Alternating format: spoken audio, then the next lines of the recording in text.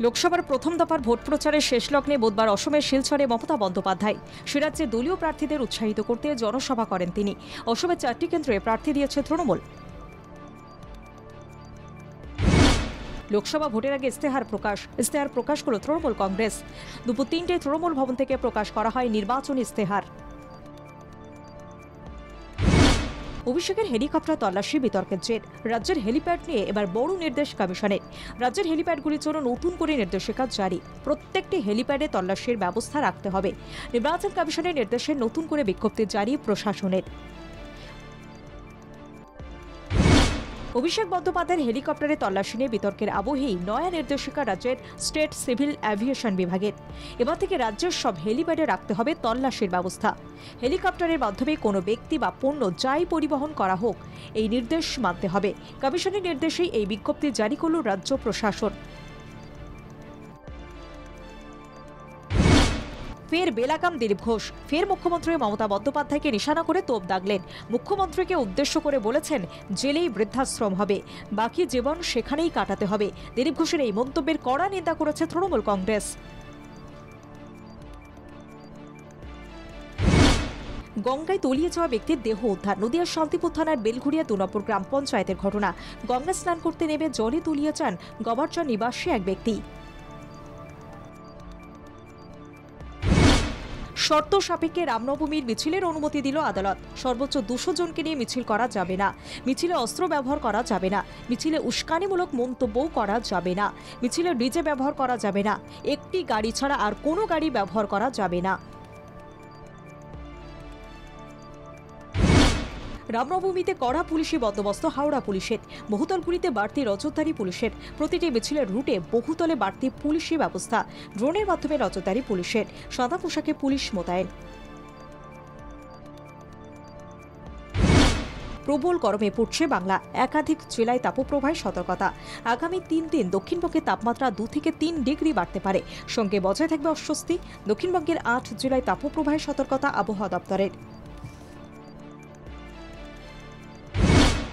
যেমন মেধা তেমন নম্বর, এই মন্ত্রেই উচ্চ মাধ্যমিকের প্রশ্নপত্র সাজাতে চলেছে উচ্চ মাধ্যমিক শিক্ষা সংসদ।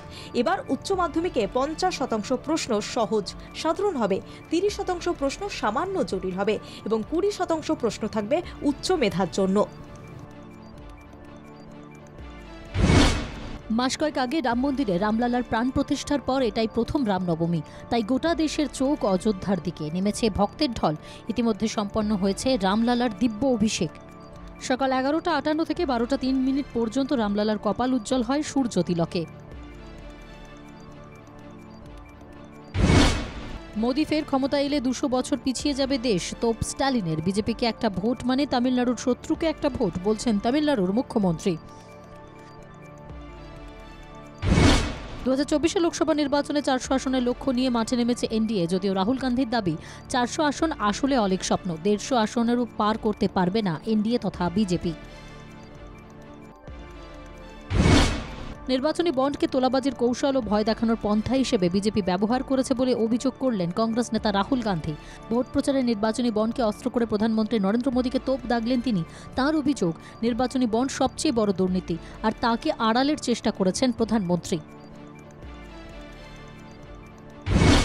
লোকসভা নির্বাচনের মুখে ফের গুলির লড়াই ছত্তিশগড়ে। খতম শঙ্কর রাও সহ 29 জন মাওবাদী। ছত্তিশগড়ের কাঙ্কুর জেলায় চলে এই গুলির লড়াই। পাল্টা হামলায় আহত 3 নিরাপত্তা রক্ষী।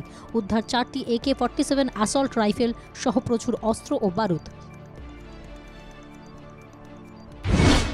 ইসরায়েল ও ইরান সংঘাত পূর্ণাঙ্গ যুদ্ধের চেহারা নিলে ভারতের ওপর তার মারাত্মক প্রভাব পড়বে, এমন আশঙ্কার কথা জানিয়েছেন বিদেশমন্ত্রী এস জয়শঙ্কর। আজ বেঙ্গালুরুতে একটি আলোচনা চক্রে জয়শঙ্কর বলেন, যদি উভয় পক্ষের মধ্যে উত্তেজনা ও সংঘাত আরও বাড়ে তাহলে পশ্চিম এশিয়া থেকে আমদানিকৃত অশোধিত তেলের দাম এক লাফে অনেকটাই বেড়ে যাবে। চলতি বছরের শুরুতেই খবর এসেছিল মা হচ্ছেন দীপিকা পাডুকোন। সেপ্টেম্বরেই বীর জুটির বাড়িতে আসতে চলেছে নতুন অতিথি। বিয়ের 5 বছর পেরোতেই বাবা মা হতে চলেছেন রণবীর দীপিকা। ক্যারিয়ারের 37 বছর অতিক্রান্ত অবশেষে তেলুগু ছবিতে পা রাখছেন অক্ষয়।